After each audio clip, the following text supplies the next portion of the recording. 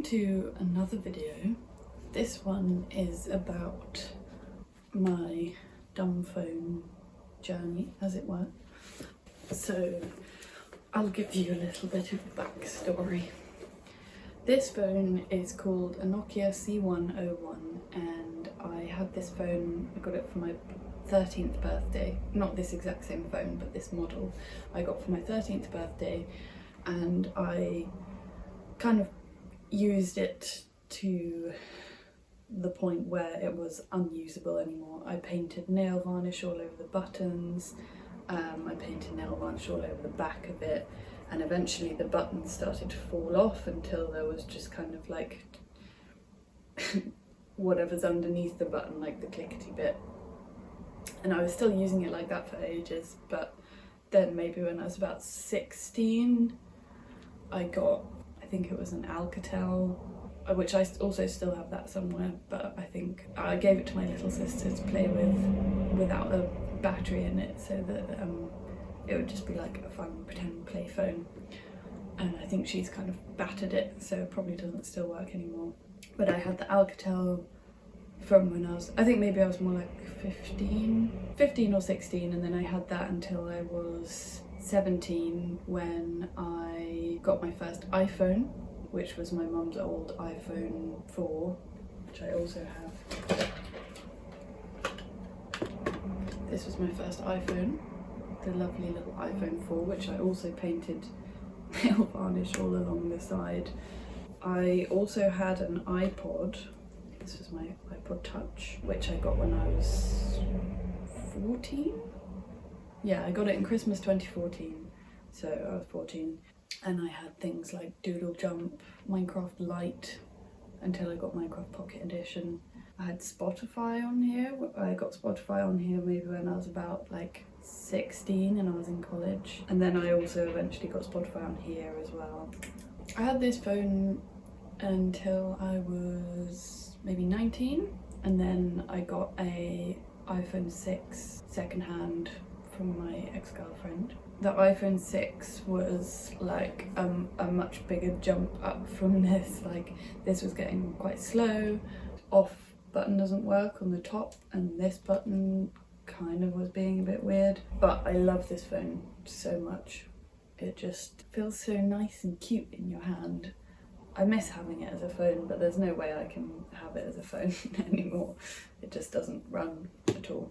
So then I had the iPhone 6 and I didn't have that very long, maybe like 6 months. I accidentally dropped it on the floor and it cracked all down the middle, and it was fine, I carried on using it, but then I dropped it in the sea and it got water damage and it just broke completely. I also still have that somewhere as well. Okay, I do not have the iPhone 6, I think it's at my dad's house, but I do still have it somewhere. So anyway, after that, I then had my dad's old phone, which was an iPhone 5S, like similar size to this one. It had Touch ID. It was the first one I'd had with Touch ID, I think. It was like 20 then, I guess. And I had that one for, I don't think I had that one for long because I cracked it, and the crack was a bit annoying because it kept sort of getting in my fingers and stuff. I think I maybe had that one for about a year or so, or less than actually. Just trying to think, because I had this iPhone 6.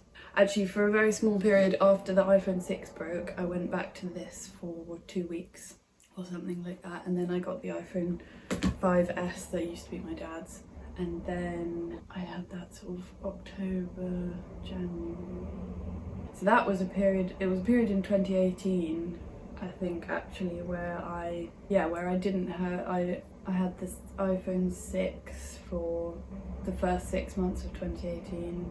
Then like about 1 month in between that I had back to the iPhone 4, and then the iPhone 5S I had from about September till February, and then in February 2019 I bought my very own first phone. It was the first phone that I'd had that was brand new. Well, it wasn't, except it wasn't brand new because it was refurbished, but every single other phone I'd had up until that point was a second-hand phone that I got from someone else. And that phone is this one, and it's the iPhone 7. Yeah, this is the iPhone 7, and I bought it myself because I'd got a job. I'd got my first job and I had enough money to spend on, I think I paid £250 for this off of like a refurbished website. It was so nice when I got it because I was like, oh, like all the camera quality, all the photos that I took were so clear compared to, I'd been using my dad's iPhone 5S and there was a crack right across the camera and some water had got in it or something, and all of the photos were just awful quality. So getting my very own first like new phone was a really exciting thing, and this lasted me until it was doing okay. I could have lasted not getting a new phone, but I got a new phone, which is what I'm filming this on, and it is an iPhone SE 2022, I believe. It's basically the same it's pretty much the same as this one in terms of shape and what it can do. I got that at the end of 2022, I got it at Christmas, so I've had the phone that I'm filming this on, I've had for 2 years and 3 months. And it's doing all right for a phone, but I'll go into a bit more detail. So there was a period of time where I had this one. I had this phone for about 4 years, and in September of 2020 I really missed being on this phone, so I went on eBay and I bought myself an iPhone 5C because I thought, well, I can't go back to an iPhone 4, it just won't run. So I thought I'll go up from that and I'll get a 5C because I'd always wanted one of these because look how shiny and colourful they are. And I swapped phones around and I used this one for a while, but I cracked it at some point, so I couldn't really use it after I cracked it because the screen is you wouldn't be able to see anything really. But B, it also was quite slow and the charge wasn't great, so but this also just feels really nice to hold in your hand. But yeah, it just got too slow to use. So then I went back to using, at the time it was this phone, the iPhone 7. Then 2022 I got the iPhone SE. I had that, as I said, I've had it for about 2.5 years now, but last year in May I actually, a while back, I found this phone in a charity shop for £5 and I got so excited because it was my first ever phone. So I bought it, but it's locked to Orange, and Orange isn't actually a network in the UK anymore, so I couldn't use it basically. There's no way to unlock the network, there's no way to put your own SIM card in. It was not usable. But in May of last year, I just really wanted to stop using my phone, my smartphone, because I wanted to stop using my smartphone because and this still stands for now, so I'll explain this as a present tense moment thing, is that I'm addicted to my phone and I just have this urge to pick it up all the time and like look at it. If it's just like sat over here, I'm like, ooh, la la la la. And I've tried to, so since May, I've deleted all apps like Instagram and any other social media that I was using, and they haven't been on there since then. YouTube has been on there on and off, but I keep trying to delete it. Every time I delete it, I still end up re-downloading it, and it's what I sort of scroll on the most. But at times when I've had basically nothing on there, I just pick it up and I check my banking app, or I check my emails, or I have a work chat, or I'll check WhatsApp, and it's really, really annoying and I hate it. So in May of last year, I went on eBay and I bought another one of the Nokia C101. I bought another one because obviously this one is locked to Orange, and I had this whole idea that me using a dumb phone, I wanted to use the same phone that I had when I was 13 because I liked it so much, and it is a really nice, good phone. So I bought another one off eBay. Transpired that the battery didn't work, so I took the battery out of the one that's locked to Orange and put it in this one which isn't locked to a network, and I just put my normal giffgaff SIM from my other phone into here, and it was really good, and it worked for a good while. I did keep my smartphone because I needed it for the banking app and for WhatsApp, because even if you have WhatsApp on the desktop, it still requires you to reauthorize it every so often, which is a bit annoying, and I'm going to try and find a workaround for that because I want to completely get rid of my smartphone. Yeah, from May until September last year, I predominantly used this phone, and I could only use it for texting and calling. It's quite slow. It would sometimes I wouldn't receive a text or I wouldn't receive a call. Sometimes the signal would cut out, or sometimes it would mess up all my conversations, so it would have messages from my mum in a message conversation with my partner, and it would get a bit confusing. But anyhow, I made it work, and there was times where it felt a bit frustrating, but there were other times where I just felt so like free and not attached to a smartphone. But it did, towards the end of September probably, I was on my smartphone quite a bit. I'd leave it at home always, but I think the thing that made it hardest was music. I bought a portable CD player that I thought would solve that problem, but it was a cheap CD player and it doesn't work very well, and it was annoying to have to take out CDs all the time. So I think I then started using my iPhone again for Spotify and bringing both the iPhone and the Nokia with me when I went out, which sort of defeated the purpose. And then in September, my partner went on holiday. We were texting a lot. This, as I mentioned, this phone is really slow. So, and I really like typing on a T9 keyboard, and I'm very used to it on this phone because I used it so much when I was like 13. So in September, my partner went on holiday and I was finding it difficult to text him on here, so I swapped the SIM card back to my iPhone so that I could talk to my partner whilst he was away. Then when he got back, we moved into this flat.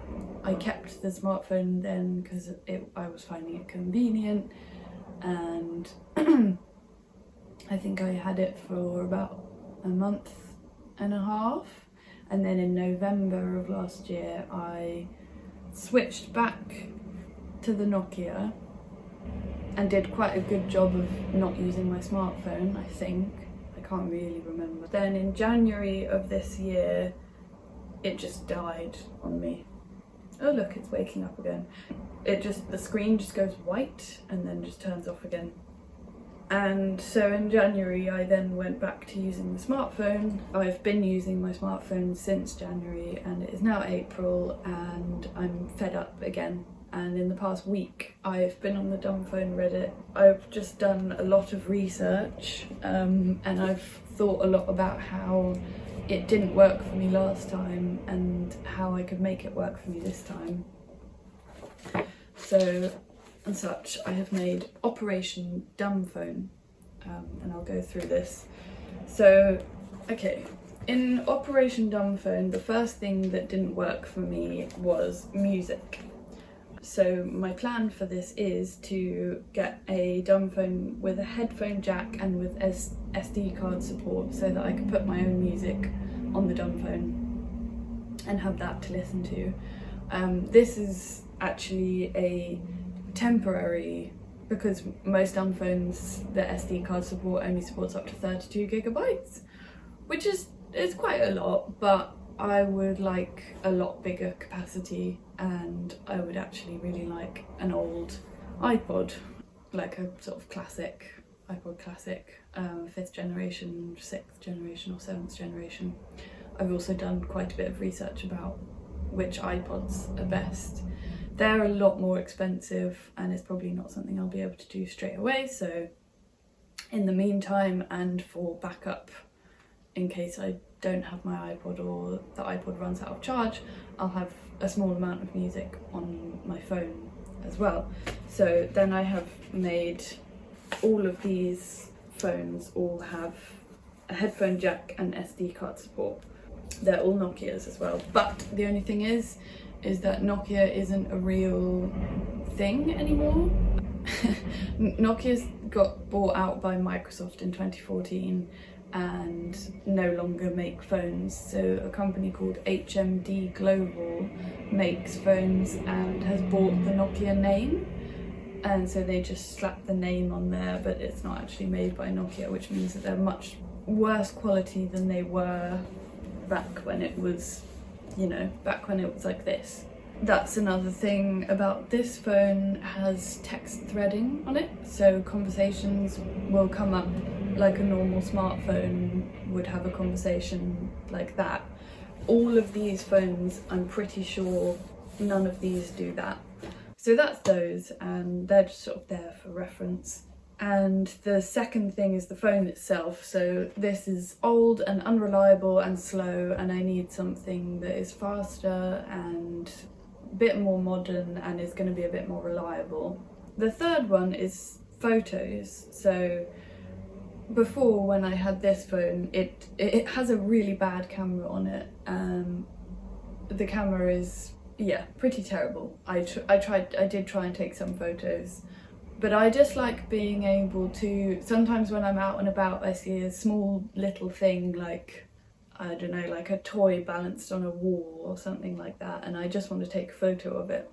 And I found that quite frustrating before when I had this phone, that I wasn't really able to do that. So I'd like to get into the habit of carrying this camera around with me. This camera is okay. The photos are semi-good quality. It's not really, I don't really want to take really high quality photos, and if I do, I actually have a DSLR, which is much nicer. It's just a bit heavier to carry around, and also my friend is borrowing it currently. So this is a nice little camera to just take photos of the sky, a tree, my friends, things I see around. And then this one is just a kind of cheap film camera. It's not disposable or anything. You just open the back. Oops, except that I can't open the back. Yeah, and then this I could take nice film photos on. I mean, it's probably not like a, I don't know, it's film, it just looks nice. Anyway, that was the third one, is photos, and I need to get into the habit of carrying my camera around for me. And then number 4 is navigation. So I did struggle a bit with needing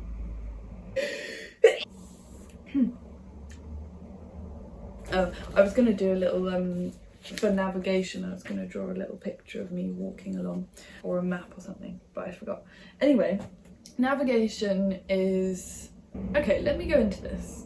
Let me explain. So I live in Brighton, and Brighton has a bus app in which you can click on the stop that you would like to go from, and you can see which buses are coming and how long they will take to get there. I rely quite heavily on that, and I like getting the bus, and I like buses, and I'm a bit of a bus nerd, especially when it comes to Brighton specifically, because I just really like buses, and I really like Brighton buses and all the routes and everything. So apart from being able to see when the bus is coming, I can also buy tickets on there, which are cheaper at the moment because I'm a student, but by July I won't be a student anymore, so there's no point in me having the app to buy tickets because they'll just be as expensive to buy them on the bus itself anyway. The buses here are £3 for a single, no matter where you're going. It's just, that's how much it costs. You can get £1 singles, but they're not for it's for a short journey. So as well as the bus app, there's also Google Maps, which I use quite a lot to figure out which bus route I'm going to take and to plan out where I'm going and how long it will take me to get there. However, this isn't always necessary because I can look it up on a computer before I go out. That's fine. I think it's just with the navigation, it's making peace with the fact that sometimes it's hard to get around and sometimes you might be waiting for the bus for a while or you might have to walk. But I live in Brighton and it's like max 2 hours to walk from one end to the other. And I'm okay with that, and I like walking, and I'd actually like to walk more, spend less on the bus anyway, so I think it's a good thing. Number 5 is my bank and money. I have a Monzo account, so I can only access my bank on my phone. It won't let you do a website, because why would you need a website? So what I'm going to do is, my partner has an iPad and I'm going to get Monzo on an iPad, and I think that should be fine, and if I want to I can switch banks later on. I only have Monzo. That one's fine really, it's not really that much of an issue. And number 6 is WhatsApp, and I mentioned earlier that WhatsApp requires you to re-authenticate desktop version via a mobile device, like on an app, every so often. But I have heard that you can get an emulator which will make it think that it's on a smartphone even if it's on a laptop. I'm going to try that out before I get rid of my smartphone. I would still like to be able to use WhatsApp. The other option is getting a Dumbphone which has WhatsApp on it, but I'm not huge on that idea. I'd rather just keep it to a desktop, I think, and tell everyone to text or call me if they need me. Number 7 is miscellaneous. So there are a few apps on my smartphone that just recently I spent money on an app called Stop Motion so that I can make stop motion animation. If you saw the animation I did for my partner's music, then that was what it was made with. But I can get that on the iPad, I think. A Pokemon trading card game is also taking up quite a lot of my time at the moment. Maybe it would be a good thing if I just don't have that, but I'd still like to be able to, because I've collected quite a lot of cards now. But also, you know, it's just a virtual card collecting game and that feels a bit ridiculous. That's kind of it on how I plan to do it better this time. I'm going to leave it there because I don't think I have anything else to mention. Just if, you know, anyone has any advice or anything, just comment it. And I feel very excited because it's like this whole sort of new rebellion against technology and the way that it's sucking us all in. You know, I've been watching a lot of videos on YouTube and I'm kind of hoping that this one does well or does better than my music videos that I make about music, because lots of people are making videos about using a Dumbphone. Everyone has their own different way of doing it and their own different way of kind of getting away from the doom scrolling. I think it's really good and exciting. Hope whoever is watching this maybe also wants to do it too, and I shall see you in the next video.